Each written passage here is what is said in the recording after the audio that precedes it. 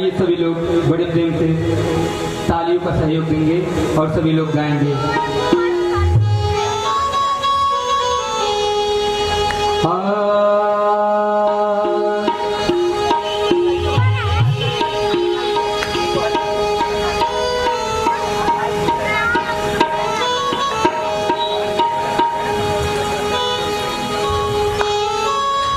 बोले पिंजरे का तोता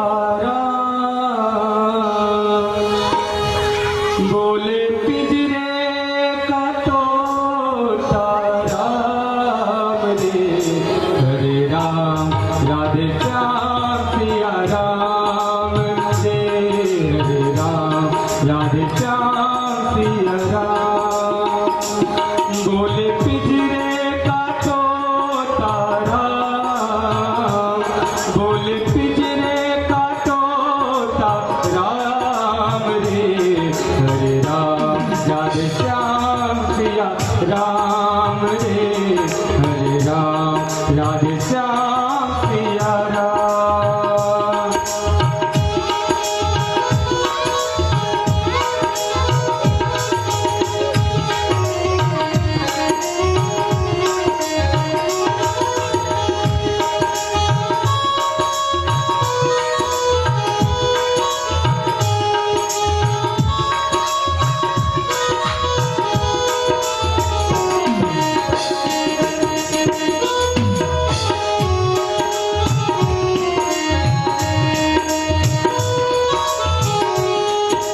और देखिए हाँ प्रभु की भक्ति सुबह के जैसे माया है एक ढलती सा।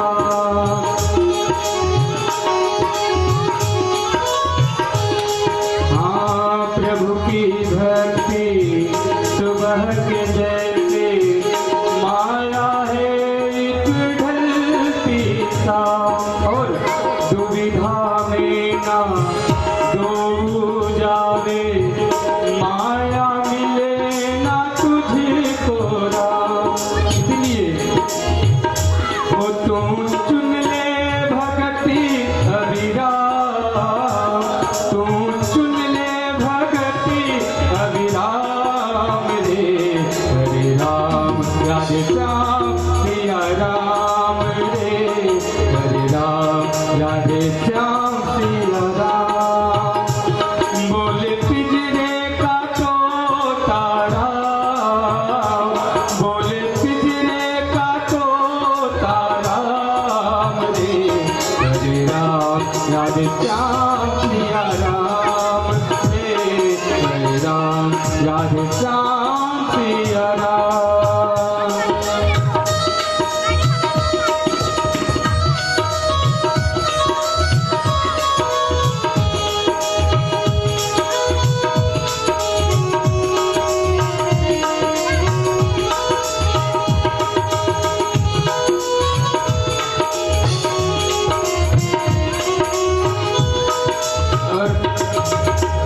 चंचल मन को केंद्रित कर ले श्री हरि जी के चरणों में।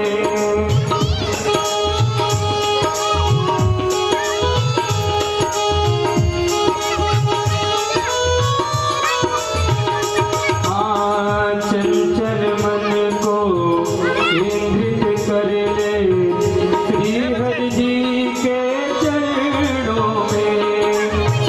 भोग विलास में समय गवा मत क्या रखा है सपनों में। वो छोड़ आलस सकल विश्राम छोड़ आलस सकल विश्राम रे हरे राम राधे श्याम सिया राम रे हरे राम राधे श्याम सिया राम। बोले पिंजरे का तोता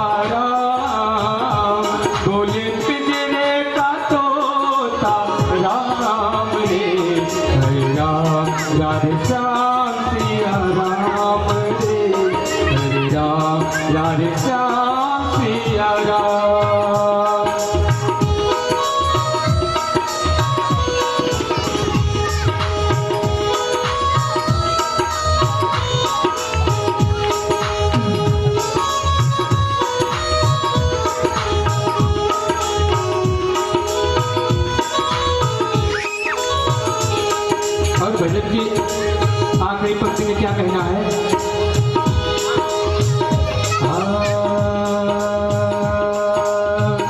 इस दुनिया में वंदे तेरा कहीं नहीं ठिकाना है।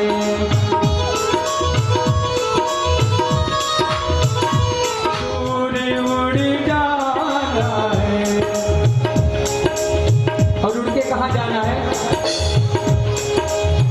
हाँ, उड़ के जाना प्रभु के धाम, उड़ के जाना जाना, उड़ के जाना जाना, उड़ के जाना प्रभु के धाम रे।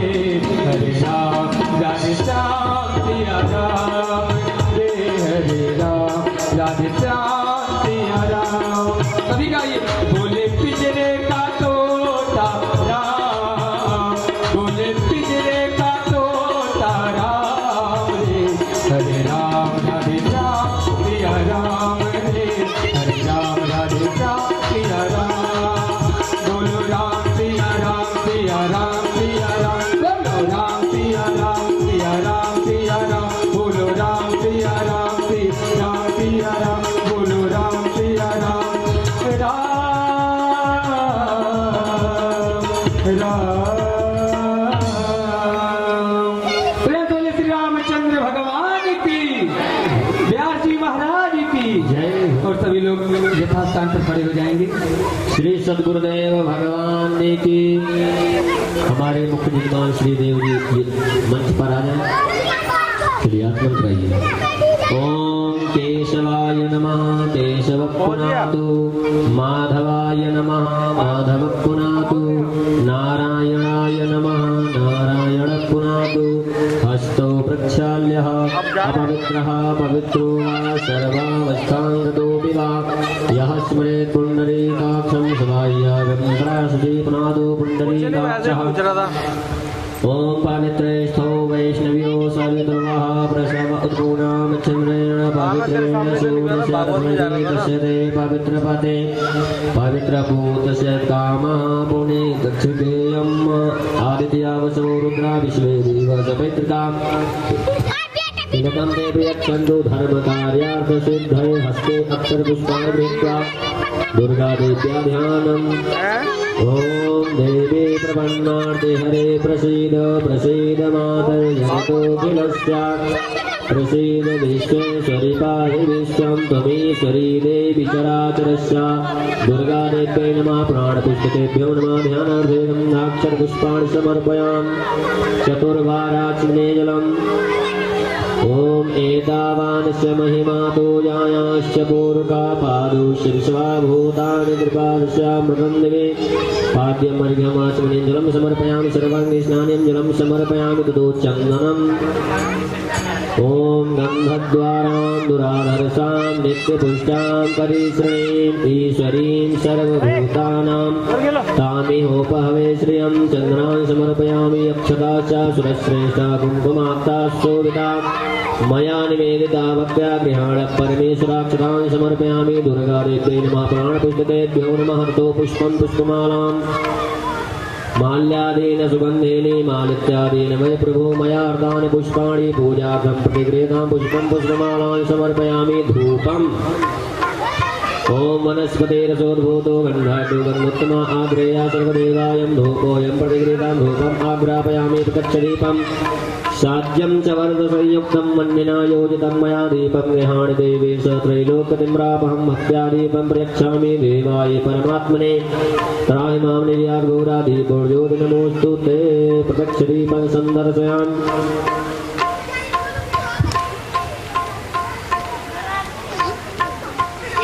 प्रकच्छदीपं सन्दर्शयामि। हस्तो प्रक्षाल्यः नैवेद्यम्। मीठा चढ़ाइए। ओम नाभ्यायासेदन्तरिक्षगुंसेशौर्योः समवर्तता प्रजामोमविषः श्रोत्रा तथा लोकान् कल्पयन्ना।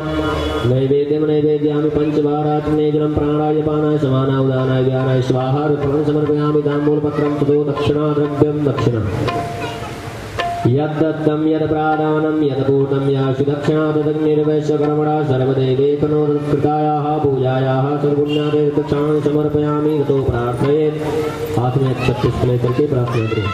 ओम यज्ञेन यज्ञमयजन्त देवास्तानि धर्माणि प्रथमानि आसन्नाते हनाकं महिमानः सचन्द्रयत्पूर्वे साध्याः सन्त देवाः मन्त्रपुष्पाञ्जलिं समर्पयामि। दुर्गादेव्यै नमः।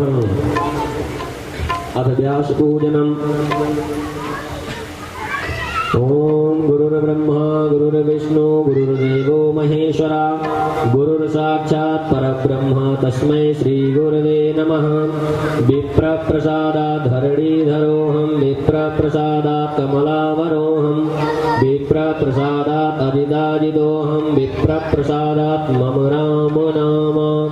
बोलो सद्गुरुदेव भगवान की जय। श्री व्यास जी महाराज की जय। नवचंडी महायज्ञ की जय। श्री हनुमान जी महाराज की। श्री हनुमान जी महाराज की जय। श्रीमद् देवी भागवत महापुराण की जय। श्री शंकर भगवान की जय। नमः पार्वती पतये हर हर महादेव। आप सभी लोग अपने स्थान पर बैठ जाएं और श्री धाम अयोध्या से पधारे हुए आचार्य श्री रविंद्र शुक्ल जी महाराज के मुखारविंद से श्रीमद् देवी भागवत की भावमयी रसमयी अमृतमयी कथा को श्रवण करके अपने इस मानव जीवन को धन्य बनाएं। बोलो जय माता दी।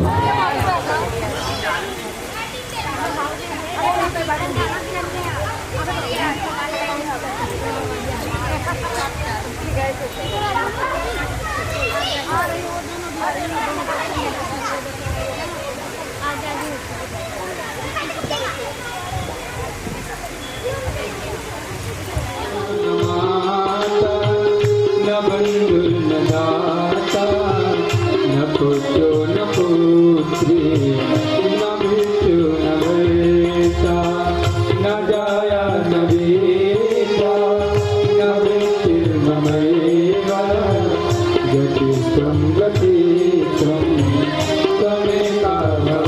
आप लोगों के यहाँ नवचंडी महायज्ञ एवं श्रीमद् देवी भागवत कथा का सामूहिक आयोजन किया गया, जिसका आज नवम दिवस है।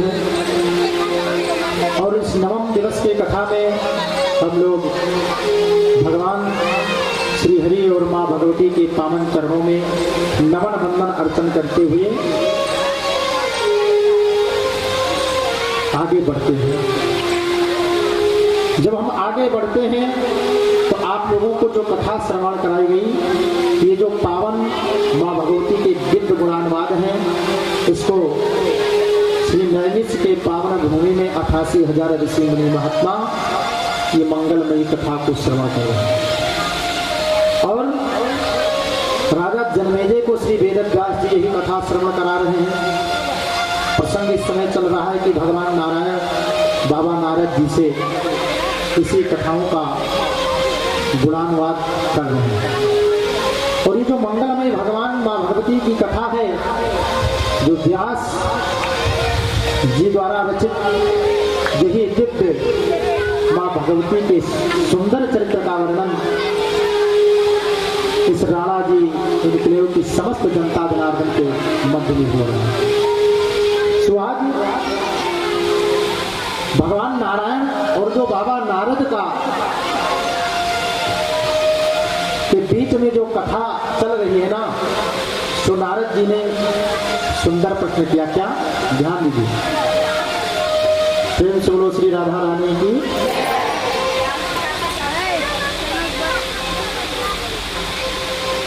प्रेम से बोलो श्री राधा रानी की। सो राधा रानी क्या कह जो है बाबा नारद जी प्रश्न करते हैं भगवान से ही से, क्या कि महाराज आपने माँ भगवती के सुंदर चरित्रों को, उनके गुणानुवादों को आपने हमें श्रवण कराया, कृपा करके और हमें कथा को श्रवण कराया। हमने सुना है कि शास्त्रों में जो सदाचार का वर्णन होता है, सदाचार का मतलब जानते हैं ना आप लोग, सभी लोग, सदाचार क्या है? और हमने सुना है कि इससे कलिकाल में इस पृथ्वी लोक पर रुद्राक्ष की महिमा बहुत बड़ी है।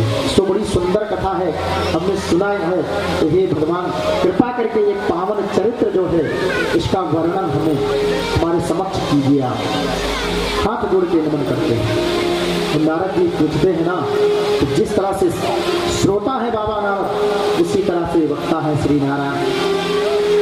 क्योंकि जब तक श्रोता वही श्रेष्ठ होता है जिसको कथा श्रवण करने के बाद इच्छा तृप्ति न हो, केवल वो पिपासु रहे कि कितना श्रवण हमें करा दिया जाए।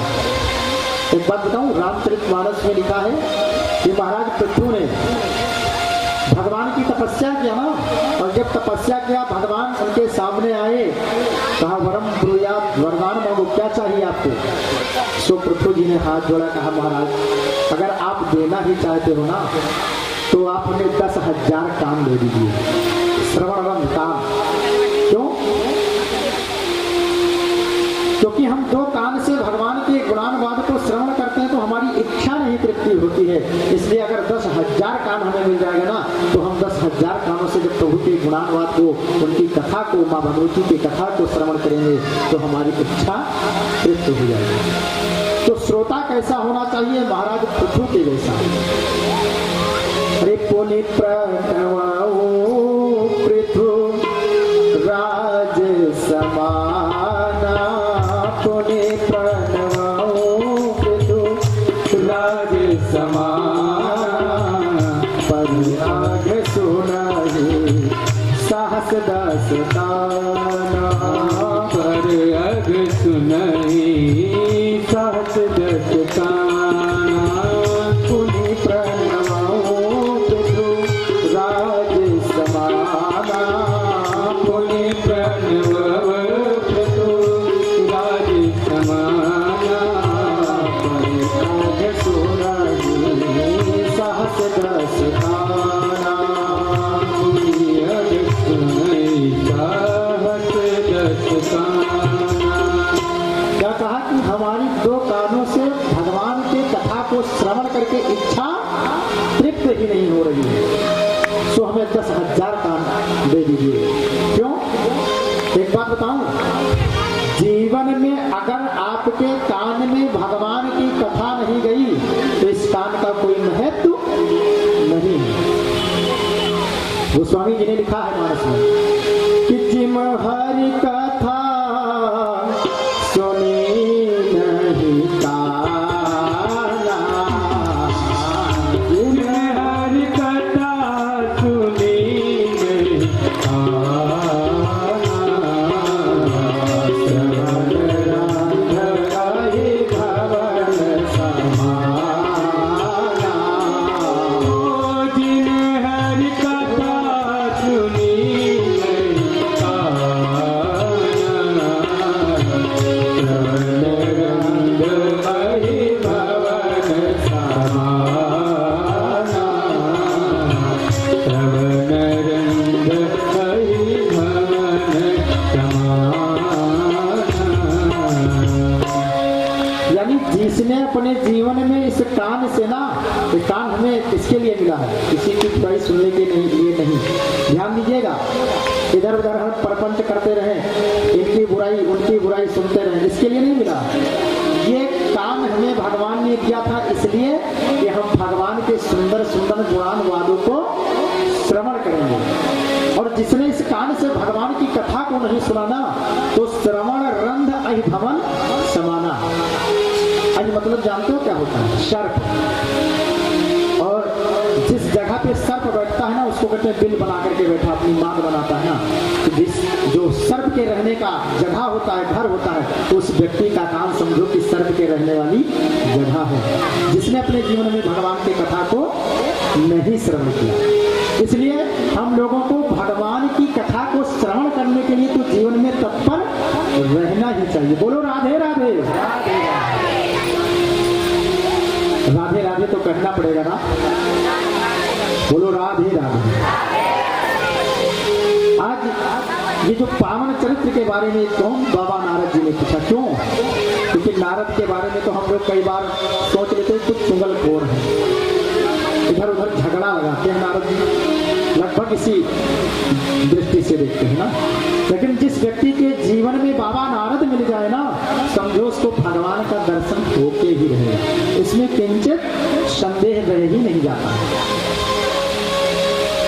और या तो ऐसा कोई व्यक्ति हो जिसको आप बताएं कि जिसको नारद ना मिले हो और उसके बाद भगवान ना मिले हो। जिसको नारद मिले उसको भगवान मिले। बोलो जय श्री राधे।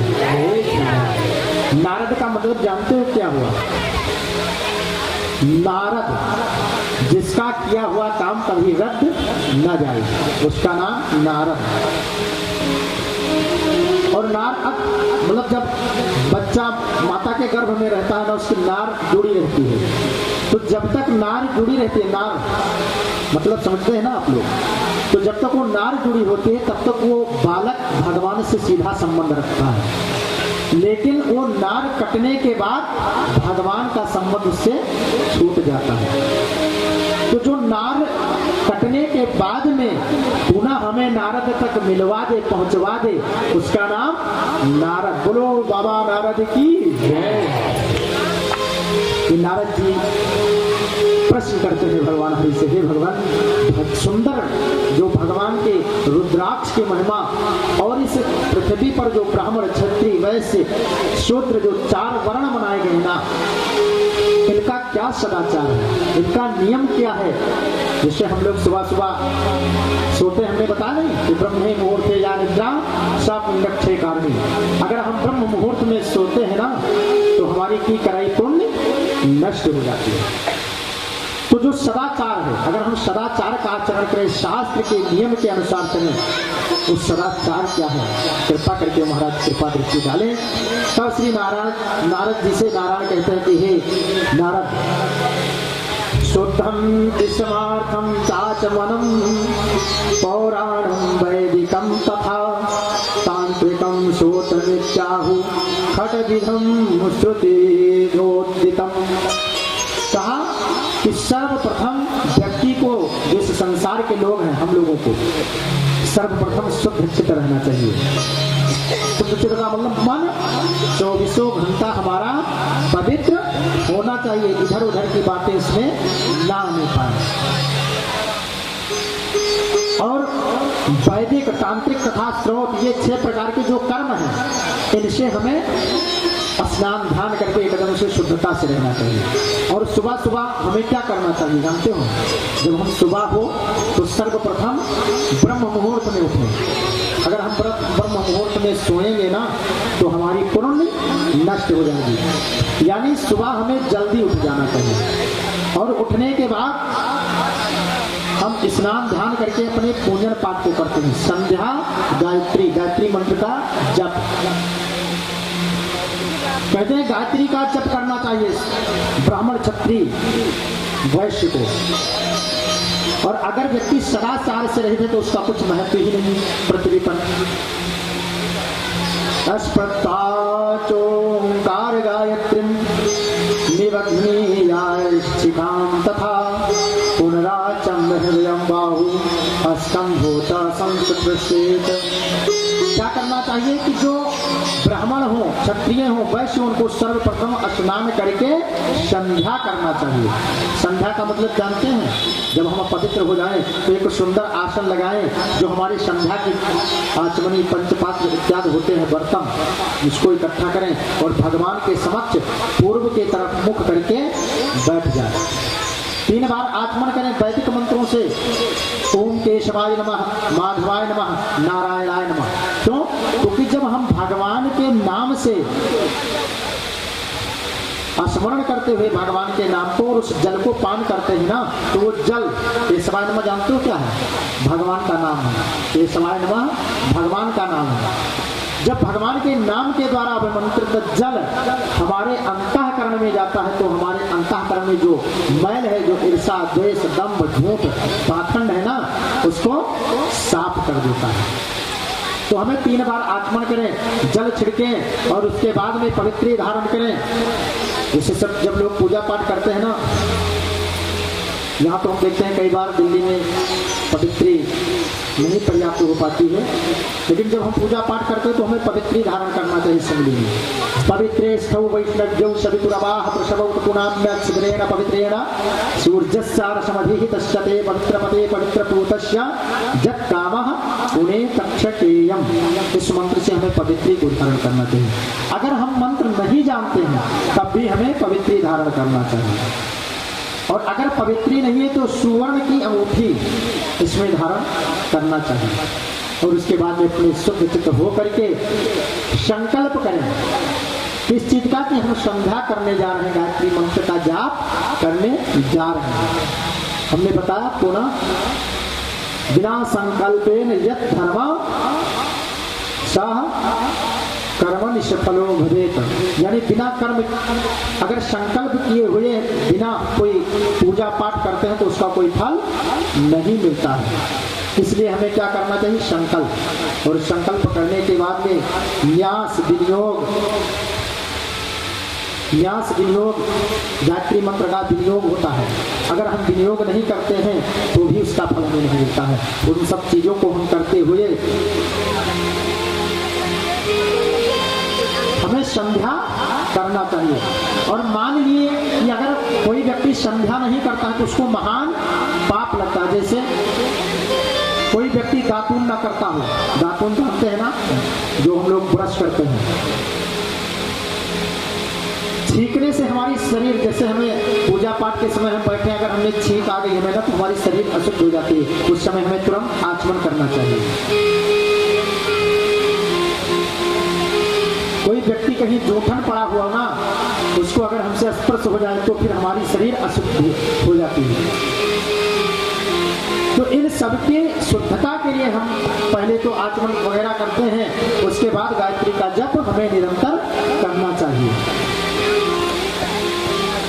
और अगर मान लीजिए हम ये नहीं करते हैं तो जो छींक देने से हमें दोष लगता है, दांत साफ न रखने से जो दोष लगता है, जहां पाए वहीं पे थूक दें, जो इन सबका दोष होता है ना, वो दोष जो व्यक्ति गायत्री नहीं जप करता है उसके ऊपर चढ़ जाता है। बोलो जय श्री राम। इसलिए जीवन में शुद्धिकरण करना, ये सदाचार की विधि करना ही चाहिए। कहते नहीं शुद्धता ही हमारी पहचान है, कहते नहीं लोग। इस मानव को अपने शरीर को 24 घंटा पवित्र अवस्था में ही रखना चाहिए, इसको अपवित्र नहीं होने देना चाहिए। क्योंकि वैसे तो 24 घंटा इधर उधर चलते हैं, हमारी शरीर कई बार अपवित्र हो जाती है। ऐसी स्थिति में हमें बार बार आचमन करना, अपने शरीर के ऊपर जल छिड़क करके इत्यादि ही रहना चाहिए। जो व्यक्ति जीवन में गायत्री मंत्र को करता है ना, तो गायत्री मंत्र के जितना बड़ा फल और किसी दूसरे मंत्र में नहीं है। प्रातर्नातो तथा स्नायात् दोम कालदीगरहिता गायत्र्यास्तु परम नास्ति इहि लोके परत्र च। जो व्यक्ति जीवन में गायत्री का उच्चारण करने वाली की रक्षा तो गायत्री माता 24 घंटा करती रहती है। जो व्यक्ति जीवन में गायत्री का उच्चारण करता है या गायत्री मंत्र का जाप करता है, और ब्राह्मणों को तो विशेष करके गायत्री करना ही चाहिए, क्योंकि उनके लिए ब्रह्म अस्त्र केवल क्या है, गायत्री मंत्र ही है। तो गायत्री की महिमा को बताते हैं और गायत्री का जप कैसे करना चाहिए। तब नारायण कहते हैं कि रुद्राक्ष की माला से, रुद्राक्ष का माला होना चाहिए गायत्री जप करने के लिए। रुद्राक्ष की माला जो आंवले के जितना बड़ी, आंवला देखे ना, आंवला फल, धात्री फल जिसे कहते हैं, आंवला, आंवला के बराबर जो रुद्राक्ष होता है वो सबसे सुंदर और सबसे शुद्ध रुद्राक्ष वही होता है। और जो व्यक्ति ऐसा करता है ना, तो इस रुद्राक्ष के माला से नित्य गायत्री का जप करता है, उसके 100 पीढ़ियों का उद्धार हो जाता है। प्रेम से बोलो जय श्री राधे।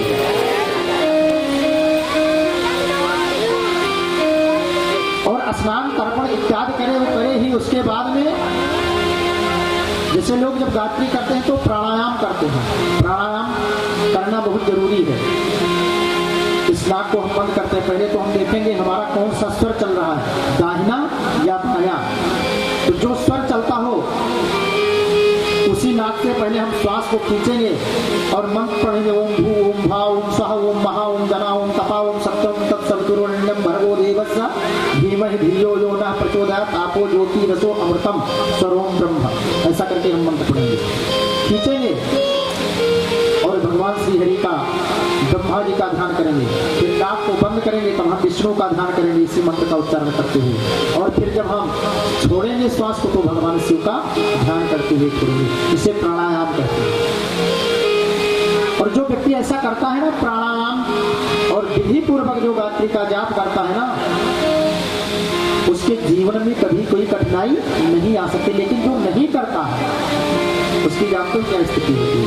जैसे किसी है ना, गाय के सींग में कोई सरसों का दाना डाला जाए तो कितने क्षण तक टिकेगा, तुरंत नीचे गिर जाएगा। उसी तरह से जो व्यक्ति गायत्री का जप नहीं करते हैं वो पतन हो जाता है उनका, तुरंत नीचे। एक काल भी नहीं कर सकते हैं तो जब स्नान करें हम तो कम से कम 24 बार गायत्री को हमें जपना ही जपना चाहिए, अन्यथा उसका द्वेष लगेगा। इस तरह से गायत्री की महिमा बताते हैं। और आगे क्या कहते हैं कि जो व्यक्ति, कुछ ऐसे भी व्यक्ति हैं जिसको गायत्री नहीं जपने का भी विधान है। जैसे शास्त्र में, इसमें तो नहीं, श्रीमद् भागवत में लिखा हुआ, स्त्री शूद्र द्विज बंधु नाम, स्त्रियों को, शूद्रों को, द्विजातियों को, यानी जिसकी यज्ञोपवित्र संस्कार नहीं हुई है, तो स्त्रियों को क्यों नहीं जपना चाहिए? वैसे पढ़ सकती हैं, कोई बात नहीं, लेकिन क्यों नहीं जपना चाहिए? क्योंकि उनका यज्ञोपवित्र संस्कार नहीं हुआ होता इसलिए। तो जिसका यज्ञोपवित्र संस्कार, केवल इतना विशेषता, यानी जो यज्ञोपवित्र ना पहने हो, तो उसको क्या जपना चाहिए? ओम नमो भगवते वासुदेवाय, भगवान के नामों का गुणानुवाद करते रहना चाहिए। तो गायत्री जप का जो फल है उसी से उस व्यक्ति को मिल जाता है। बोलो जय श्री राधे। लेकिन इस शास्त्र का मत है सब लोग जप रहे हैं, सबका अधिकार है, सब जपते ही हैं। इस तरह से गायत्री, और उसके बाद में जब रुद्राक्ष की बात बताया कि रुद्राक्ष की माला पे गायत्री को जपना चाहिए, तो भगवान कहते हैं कि जो व्यक्ति जीवन में गायत्री जप करता है, रुद्राक्ष को धारण करता है, इसकी बहुत बड़ी विशेषता है। तो रुद्राक्ष जानते हैं ना सब लोग? कोई धारण किया है रुद्राक्ष? नहीं, ये नहीं। तो रुद्राक्ष के बारे में कहते जो व्यक्ति शुद्ध चित्त होकर के गायत्री जप करने वाला व्यक्ति अगर अपने कंठ में 32 दाना रुद्राक्ष और मस्तक पर 40 दाना, दोनों कानों में 6-6 दाना और हाथों में 12-12 दाना और बाहुओं में चंद्रकला के बराबर 16-16 दाना, जैसे चंद्र यानी आंवले के बराबर दाना है, बड़ा हो। अगर व्यक्ति धारण कर लेना तो उसके जीवन के जितने पाप हैं तत्क्षण नष्ट हो जाते हैं। बोलो जय श्री राधे। कहा नेत्रों में एक एक, पूरे शरीर में रुद्राक्ष का अलग अलग विधान है, कहाँ पे किस कामना के लिए धारण करना चाहिए रुद्राक्ष। कई बार हम लोग रुद्राक्ष लाते हैं, बहुत बड़ी महिमा है। बद्धा स्वर्णेन रुद्राक्षं रजतेनाथवा मुने शिखायां धारे नित्यं कर्णयोर्समाहितः। का जो व्यक्ति सोने या चांदी में पिरो करके रुद्राक्ष को, सोने में बहुत से लोग माला बनवाते नहीं रुद्राक्ष का, या चांदी में पिरो करके और यज्ञोपवीत के साथ अपने शिखा में बांधे या दोनों कानों में या यज्ञोपवीत या हाथ में या कंठ में या उदर पर श्री पंचाक्षर मंत्र से अभिमंत्रित करके, पंचाक्षर मंत्र जानते हैं आप लोग? जानते हैं पंचाक्षर मंत्र? सभी लोग जानते हैं। पंचाक्षर मंत्र कहते हैं ओम नमः शिवाय, इसी का नाम है पंचाक्षर मंत्र, नमः शिवाय। इस मंत्र का जाप करके जो व्यक्ति धारण करता है ना रुद्राक्ष, अथवा प्रणव, प्रणव जानते हैं? नहीं जानते। प्रणव कहते हैं ओम को, अथवा प्रणव ओंकार के जप के साथ समाहित होकर के रुद्राक्ष धारण करना चाहिए व्यक्ति को। और जो ऐसा करता है ना, वो मेधावी पुरुष निष्कपट भक्ति के साथ प्रसन्नता पूर्वक भगवान शिव के समान ही हो जाता है। प्रेम से बोलो श्री शंकर भगवान की। इस तरह से रुद्राक्ष की बहुत बड़ी महिमा है। कहते हैं जो व्यक्ति रुद्राक्ष को शिखा में धारण करता है ना, तो समझो कि भगवान शंकर के तुल्य ही हो जाता है। सर्वासर्वणावर्णानां रुद्राक्षाणां च धारणं कर्तव्यं मन्त्रतः प्रोक्तं द्विजानां नान्यवरेणां। देखो सभी व्यक्तियों को रुद्राक्ष धारण करना चाहिए, चाहे वो किसी भी वर्ण के हों। सबके लिए अलग अलग रुद्राक्ष धारण की महिमा बताई गई है। और ऐसा इस संसार में कोई सुख सुविधा नहीं है जो व्यक्ति रुद्राक्ष धारण करने से न प्राप्त हो जाए। सब कुछ मिल सकता है, लेकिन जब ओरिजिनल मिल जाए हमें तब।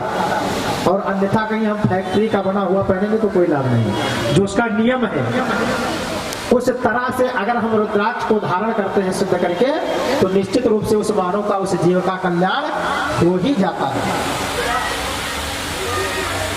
का जो द्विज हो उनको मंत्र उच्चारण के साथ में ही रुद्राक्ष को धारण करना चाहिए।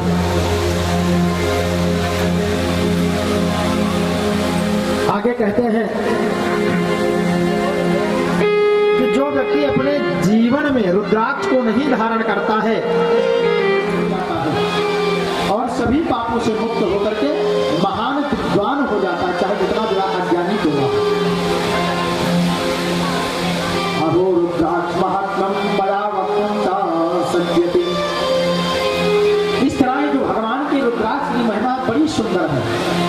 सो नारद जी ने कहा, महाराज जब इतना सुंदर वर्णन है इसका, तो कृपा करके इसके बारे में हमें और बता दो। क्या इस रुद्राक्ष को बताओ किसी ने अपने जीवन में धारण किया और उसको करने से उसका कोई लाभ मिला, कोई ऐसा प्रमाण? तो कहा बहुत ही सुंदर प्रमाण है, ध्यान दीजिए। भगवान नारायण कहते हैं कि जिस तरह से, जिस प्रकार से आप अनुग्रह करते हैं, जो आपने रुद्राक्ष के विषय में बताया, क्या सब महान लोगों के लिए पूज्य है? इसका क्या कारण है? कृपा करके हमें बताइए। श्री नारायण ने कहा, एवमेव पुरा पृष्ठो भगवान गिरिशाः प्रभु खण्मुखेन च रुद्रस्तं यद्वाच्यश्रुणोष्यत। कहा जो आप हमसे प्रश्न कर रहे हैं ना, रुद्राक्ष के बारे में पूछ रहे हैं ना, इसी तरह से एक बार षडानन यानी भगवान शिव के जो पुत्र हैं, जिसको सभी लोग, बहुत से लोग खड़ानन कहते हैं, जो 6 मुख वाले खड़ानन हैं, उन्होंने भगवान शिव से पूछा था। और जिस तरह से भगवान शंकर ने बताया था, हे नारद, वही बात हम आपको बताने जा रहे हैं। प्रेम से बोलो श्री राधा रानी की जय। खण्मुखतत्त्वेन कथयामि समासतः त्रिपुरो नाम दैत्यस्तो पुरासीत् सर्वदुर्जनः। कहा पूर्व काल की बात है, एक त्रिपुर नाम का दैत्य रहता था और उस दैत्य ने ब्रह्मा विष्णु आदि सभी देवताओं के ऊपर विजय प्राप्त कर लिया, सबको परास्त कर दिया। एक दिन दिव्य प्रज्वलित भयानक रूप वाले तथा मनोहर अघोर नामक एक महान अस्त्र के विषय में कल्पना करने लगा। लेकिन ये रुद्राक्ष कैसे पैदा हुआ? ध्यान दीजिएगा, रुद्राक्ष की उत्पत्ति कैसे हुई है। तो भगवान कहते हैं कि जब उस त्रिपुर नाम के दैत्य ने सभी देवताओं को परास्त कर दिया, तो भगवान शंकर कहते हैं कि मैं चिंतित हो गया कि बताओ देवताओं का कल्याण कैसे होगा। प्रेम से बोलो श्री शंकर भगवान की। क्योंकि महादेव तो देवाधिदेव महादेव है ना। उन्होंने जब इसका चिंतन किया तो भगवान की 3 नेत्र है, भगवान शिव की 3 नेत्र हैं, और उस चिंता से भगवान शिव अपने नेत्र को एकदम से खोल करके रखा। 1000 वर्ष व्यतीत हो जाता है, 1000 वर्ष व्यतीत हो गया, भगवान शिव की नेत्र बंद नहीं। और जब भगवान शंकर की नेत्र नहीं बंद हुई तो जो उनके तीन नेत्र थे ना, उससे अश्रु की जल बिंदु, जो जल बिंदु गिरती है उसी से रुद्राक्ष उत्पन्न हो जाता है। फिर से बोलो श्री शंकर भगवान की। तो भगवान शिव कहते हैं मेरे जो दक्षिण नेत्र से जो जल गिरा उसी से 38 प्रकार, कितने प्रकार के रुद्राक्ष होते हैं जानते हैं? देवी भागवत में लिखा है 38 प्रकार के रुद्राक्ष की उत्पत्ति है। कितने प्रकार की? 38।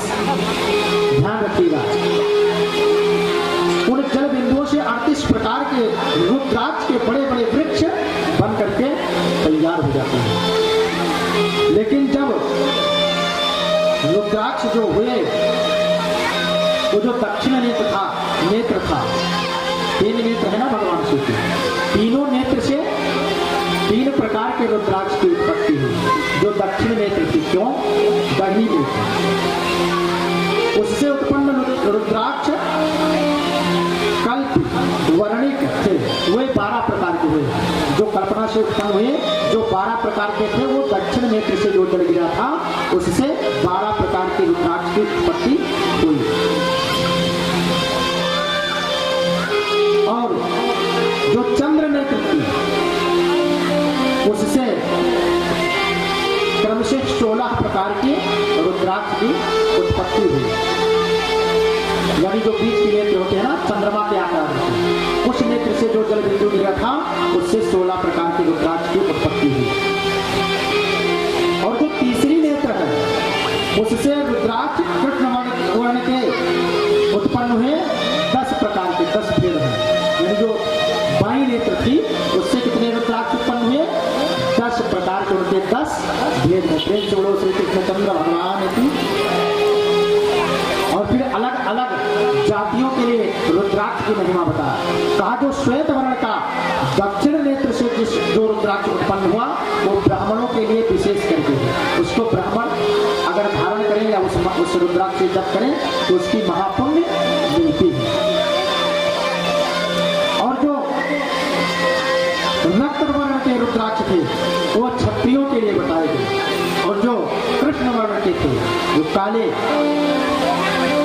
वो शूद्र लोगों के लिए बताया गया, क्योंकि ये हमारा बड़ा धर्म है।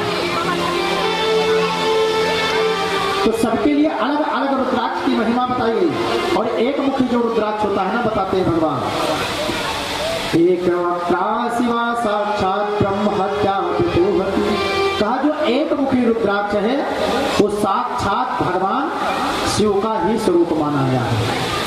और उस रुद्राक्ष को धारण करने से ब्रह्म हत्या के समान पाप तत्क्षण नष्ट हो जाते हैं। बोलो जय श्री राम। और शत्रु रक्तस्तथा मिश्रो वैशाखस्तु शूद्र का। और क्या कहते हैं? द्विवक्त्रो देव देवेभ्यः स्याद विविधं नाशयेदघम्। कहा जो 2 मुखी रुद्राक्ष है वो देवी का स्वरूप है, सभी देवी देवताओं का स्वरूप है। और उसको धारण करने से ना तमाम से पापों को समन करने वाला होता है। और जो 3 मुख का रुद्राक्ष है ना, वो साक्षात भगवान श्री अग्नि का स्वरूप माना गया है। इसलिए उस रुद्राक्ष को अगर हम धारण करते हैं जो अग्नि स्वरूप माना गया है, तो वह स्त्री वध जनित, जैसे कोई जीवन में अपने स्त्रियों का वध कर दिया हो, ध्यान दीजिएगा, अगर जीवन में किसी ने स्त्रियों का वध कर दिया हो तो जो उससे पाप लगता है ना, उस पाप को नष्ट कर देते। बोलो जय श्री राम। प्रेम से बोलो श्री कृष्णचंद्र भगवान की। जल वृष्टि हो जाने दो। जल वृष्टि जब तक नहीं होती है तब तक यज्ञ पूर्ण नहीं मानी जाती है। अगर जल वृष्टि हो रही है यज्ञ के मध्य में, तो समझो तो आप लोगों ने मेहनत किया, परिश्रम किया, उसका फल मिल चुका है। बोलो जय श्री राधे। राधे श्री राधे राधे राधे बरसाने वाली राधे श्री राधे राधे राधे बरसाने वाली राधे श्री राधे राधे राधे बरसाने वाली राधे।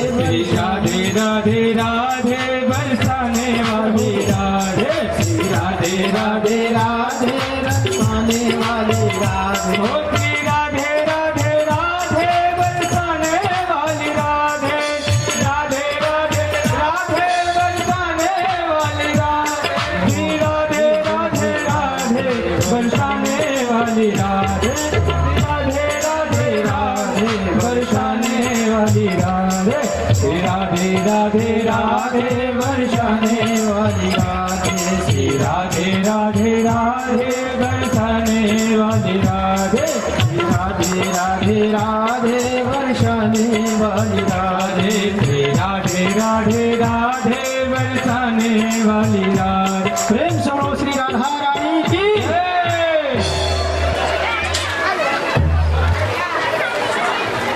आइए प्रेम से बोलो श्री कृष्णचंद्र भगवान की जय हो। सो आगे क्या होता है, कहते हैं जो छामुख का रुद्राक्ष है वो भगवान कार्तिकेय के समान माना जाता है, और जो गीता नाम की लड़की है, कोई आ जाए प्रेम से बोलो श्री कृष्णचंद्र भगवान की जय। गीता नाम की बिटिया कहीं भी जो मेरी आवाज सुन रही हो अपने मम्मी के पास आ जाए। गीता। प्रेम से बोलो श्री राधा रानी की जय। मानस में लिखा है ना कि आवत यह सर अति कठिनाई और राम कृपा बिन आए न जाए। प्रेम से बोलो श्री कृष्णचंद्र भगवान की जय।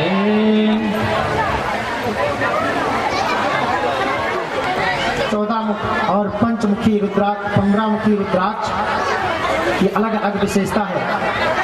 बोलो जय श्री राधे। कृपा करें शांति बनाएं, आपके बात करने से बारिश बंद नहीं होगी। बोलो जय श्री राधे। मन जो है कथा से जोड़िए, होगा वही जो प्रभु करेंगे, वही वह है जो राम रच रखा।